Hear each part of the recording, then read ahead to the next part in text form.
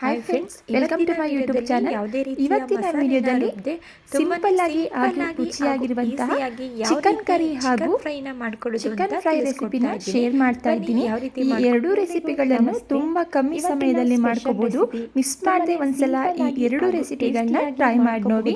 ಬನ್ನಿ ಯಾವ ರೀತಿ ಸಿಂಪಲ್ ಆಗಿ ಹಾಗೂ ರುಚಿಯಾಗಿ ಈ ಎರಡು ರೆಸಿಪಿಗಳನ್ನ ಮಾಡ್ಕೊಳ್ಳೋದು ಅಂತ ನೋಡೋಣ. ಅಥವಾ ಮೊದಲು ನಾನು ಸಿಂಪಲ್ ಆಗಿ ಯಾವುದೇ ರೀತಿಯ ಮಸಾಲೆನ ರುಬ್ಬದೆ ಯಾವ ರೀತಿ ನಾವು ಚಿಕನ್ ಕರಿನ ಮಾಡ್ಕೋಬಹುದು ಅಂತ ತಿಳಿಸ್ಕೊಡ್ತಾ ಇದ್ದೀನಿ. ಯಾರು ಬೇಕಾದರೂ ಈ ಚಿಕನ್ ಕರಿನ ಈಸಿಯಾಗಿ ಮಾಡ್ಕೋಬಹುದು.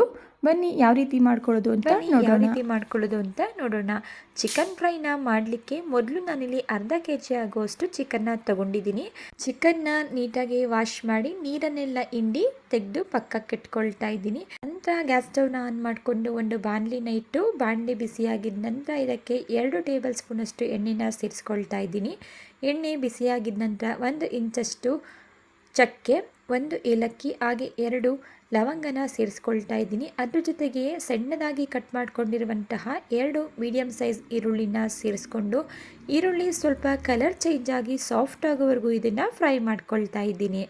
ಈರುಳ್ಳಿ ಸ್ವಲ್ಪ ಸಾಫ್ಟ್ ಆಗಿದ ನಂತರ ಇದಕ್ಕೆ ಅರ್ಧಕ್ಕೆ ಸೀಳಿಟ್ಕೊಂಡಿರುವಂತಹ 2 ಹಸಿಮೆಣಸಿನ್ಕಾಯಿ, 1 ಟೀ ಸ್ಪೂನಷ್ಟು ಶುಂಠಿ ಬೆಳ್ಳುಳ್ಳಿ ಪೇಸ್ಟ್ನ ಸೇರಿಸ್ಕೊಂಡು ಶುಂಠಿ ಬೆಳ್ಳುಳ್ಳಿ ಪೇಸ್ಟ್ ಹಸಿ ಸ್ಮೆಲ್ ಹೋಗೋವರೆಗೂ ಇದನ್ನು ಫ್ರೈ ಮಾಡ್ಕೊಳ್ತಾ ಇದ್ದೀನಿ. ಜಸ್ಟ್ 1 ನಿಮಿಷ ಫ್ರೈ ಮಾಡಿಕೊಂಡ್ರೆ ಸಾಕು. ನಂತರ ಇದಕ್ಕೆ ಸ್ವಲ್ಪ ಕರಿಬೇವಿನ ಸೊಪ್ಪು ಹಾಗೆ ಸಣ್ಣದಾಗಿ ಕಟ್ ಮಾಡ್ಕೊಂಡಿರುವಂತಹ ಸ್ವಲ್ಪ ಪುದೀನ ಹಾಗೆ ಸಣ್ಣದಾಗಿ ಕಟ್ ಮಾಡ್ಕೊಂಡಿರುವಂತಹ 1 ಟೊಮೊಟೊ ಹಣ್ಣನ್ನು ಸೇರಿಸ್ಕೊಂಡು ಟೊಮೊಟೊ ಸಾಫ್ಟ್ ಆಗೋವರೆಗೂ ಇದನ್ನು ಸಹ ಮೀಡಿಯಂ ಫ್ಲೇಮಲ್ಲಿ ಫ್ರೈ ಮಾಡ್ಕೊಳ್ತಾ ಇದ್ದೀನಿ.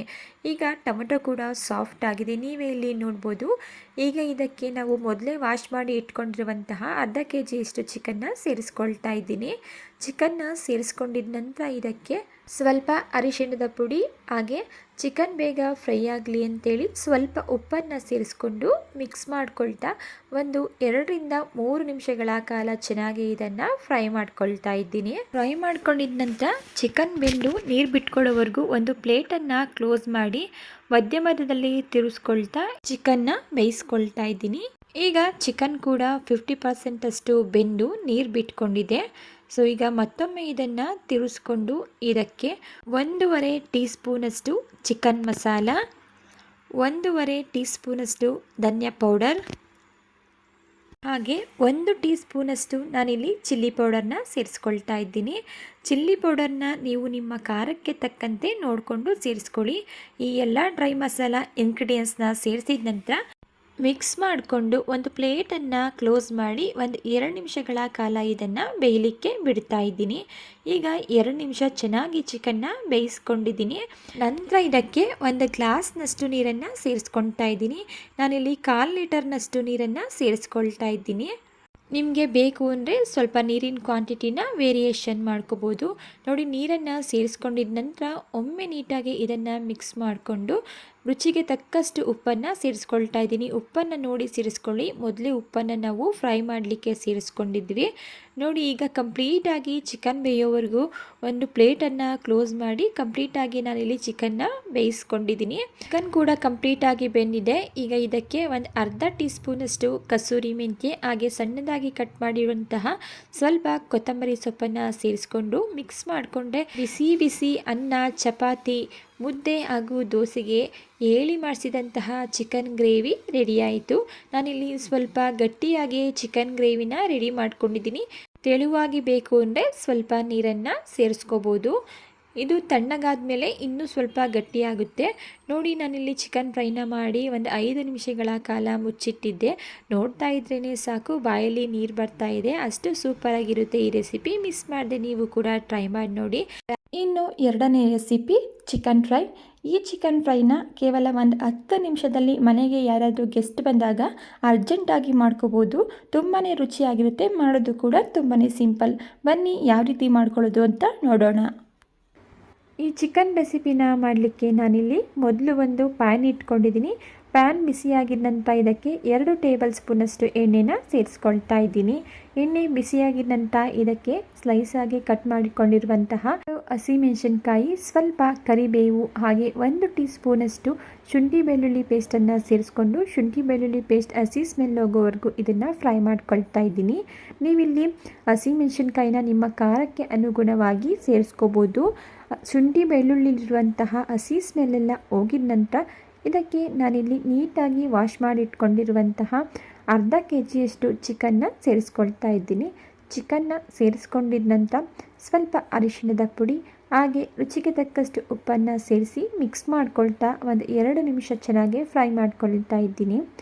ಮಿಕ್ಸ್ ಮಾಡ್ಕೊಂಡಿದ ನಂತರ ಲಿಡ್ಡನ್ನು ಕ್ಲೋಸ್ ಮಾಡಿ ಹೈ ಫ್ಲೇಮಲ್ಲಿ ಒಂದು 5 ನಿಮಿಷ ಇದನ್ನು ಚೆನ್ನಾಗಿ ಬೇಯಿಸ್ಕೋಬೇಕಾಗುತ್ತೆ.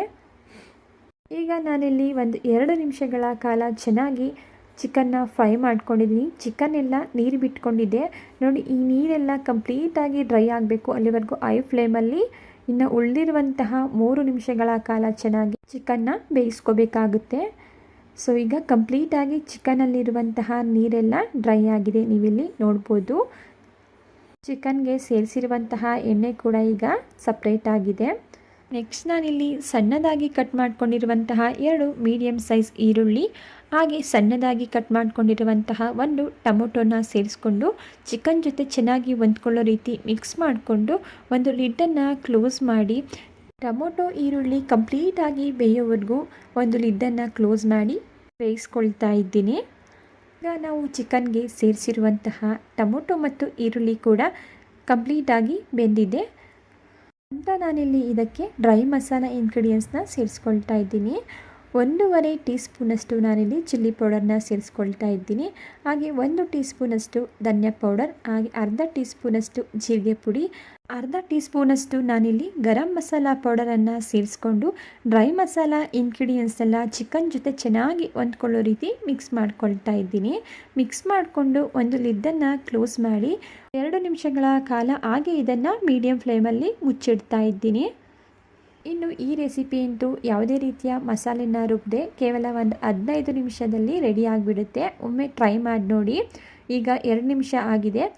ಲಿಡ್ಡನ್ನು ಓಪನ್ ಮಾಡಿ ಮಿಕ್ಸ್ ಮಾಡ್ಕೊಳ್ತಾ ಇದ್ದೀನಿ. ನಾವು ಸೇರಿಸಿರುವಂತಹ ಡ್ರೈ ಮಸಾಲ ಇಂಗ್ರೀಡಿಯೆಂಟ್ಸ್ ಎಲ್ಲ ಚಿಕನ್ಗೆ ಚೆನ್ನಾಗಿ ಹೊಂದ್ಕೊಂಡಿದೆ.